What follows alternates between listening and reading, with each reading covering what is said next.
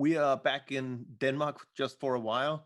My name is Ulrik Hagerup. I am founding father of Constructive Institute, and with me from Copenhagen, I have Kirsten Brosböl, a politician, or should I say former politician. Kirsten was one of these successful, bright, young people who joins politics, becomes member of parliament, even in Kirsten's case, also part of the government, until she decided that that was not really what she wanted. So Kirsten, briefly talk us through what went wrong. Well, I decided a couple of years into my last term that I wanted to try something else in my professional career and also in my personal life. So I guess you could say that there were both some personal and political factors that made me decide not to run for re-election in the election that then came in 2019. So I ended up spending 14 years in the Danish parliament, and as you said, part of that time as a minister as well. And I would say that, there are both push and pull factors, but I think some of the push factors was the culture, you can say, of what kind of behavior that is rewarded within the political system. I found that increasingly MPs were not being involved so much in policy design, policy development, but it was much more a job that consisted in communicating what was decided on a more sort of leadership level. And the type of behavior that was increasingly being rewarded was whether you were sort of a terrier, someone who could attack your opponent, someone who was good at, getting into the media, increasingly, of course, going into the infights on social media platforms. So I guess when I sort of did my math about where I wanted to spend the rest of my professional career, I found that I would like to try to see things from the outside and perhaps also reflect a little bit about the state of democracy, because I really feel that there are some challenges that also the political culture needs to work with in order to make sure that we continue to have a legitimate democracy. So when you look at it and include the media in what you look at, what do you see when you talk about the political culture in a democracy such as the Danish one? Well, I think it's evident that the news criteria that exists within the media world also affects the way that politicians behave. And when I say that the behavior that is rewarded is also how much are you able to be exposed in the media, be visible, both to your political leadership, but also to your constituency and to the voters, then of course the news criteria are critical to who will be able to enter the news feed, right? So if the news are very much focused on conflict and infights between political parties and increasingly also on the political leadership, it is extremely difficult if you are the type of politician who is working in a more constructive manner, trying to work across party lines, which I was doing in my last term as the chairman of an all-party group working on sustainable development.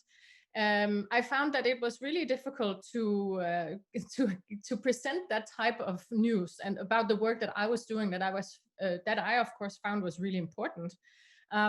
Because there were other agendas that were more interesting to media, and this is not something I say because it's not a personal issue for me, but it's more like a general issue that I think we need to have this interaction between the media and the political world to see whether there are some things that we in both cultures need to work on in order to make sure that the news that are presented to our constituents are also representative of what it is that we actually do as politicians. I respect deeply my political colleagues. They all enter into politics because they are passionate and because they want to change the world, basically, coming from, different specters of politics, but everyone has this drive. But somehow, that is it's sometimes not the picture that people have, because they see the infights and the criticism, and the focus on these sort of personal scandals or whatever it could be. So I don't think the news really reflects what happens on the political arena, and what content wise what it is that we're actually working on. You went on from leaving parliament, and then you actually lived in the United States for about a year, because you were a fellow at with the Obama Foundation at Harvard. And what were discussions there? Could other people from around the world, did they feel the same thing, or was this an isolated Danish phenomenon? So I was at Columbia in New York as an Obama scholar there. And the interesting thing for me also was to try and see this from an academic angle. And of course, have these discussions with people at Columbia who are working on democracy and the legitimacy of institutions, which is a huge deal, of course, also in America. And the interesting discussion for me was to see whether we actually across the Atlantic are facing some of the same challenges.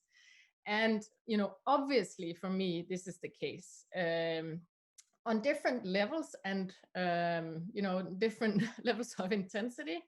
But there is definitely no doubt that there is somehow a global legitimacy crisis of our democracies. There is lower levels of trust in politicians and governments. And this is something that is incredibly hard to work on from the inside. This was also some of my reflections that, it's really hard being a politician with that sort of, what comes with that title, because people will automatically be skeptical towards what you say. Or at least that's my experience. So it was really interesting to see from the outside, how could we perhaps try and work with, inspired by, the work that you are doing in constructive journalism, to see whether we could actually inspire a discussion around constructive politics, because I really believe that we need to have that same type of discussion within a political framework, to see if we can also perhaps come up with some principles or ideas on what would a constructive politics approach look like, and how could we begin to work with politicians and their constituents to build back this trust in politicians and in our representative democracies. And you and I actually discussed could we create a democratic boot camp? And you left for United States, but the idea sticked, and we actually invited all the new elected members of the Danish parliament to a 24-hour session talking about this, creating networks, cross-party lines, and knowing what is the job you have as a politician, how do they avoid becoming part of this conflict culture? And they really loved it. It's really interesting. And is it true to say that there's a really huge interest in the United States for this kind of thinking, that you could also help politicians be a better version of themselves? Indeed, in academia, I never got to the phase where I had this discussion with elected officials in the United States. So I can only talk about my discussions within academia, where this is extremely present, and a discussion that is taking place. And I found that there is a great potential if we could start to have this conversation also across the Atlantic, because the challenges we face are similar. And with this 24 hours that you are hosting now, I think all over the world we are facing some of the same challenges. So I would strongly encourage that we continue to have these discussions. And as you say, among my former colleagues in Denmark, and I also experienced this with colleagues around Europe in the European networks that I'm part of, there is definitely a consciousness about the challenges that we face, and that we also must work with this from within, so to speak, within the political parties, within the parliaments, to see how we can contribute to changing this culture. So let's hear what our good friends in Australia have to say about all this. Thank you, Kirsten, for participating in this. Good luck. Thank you.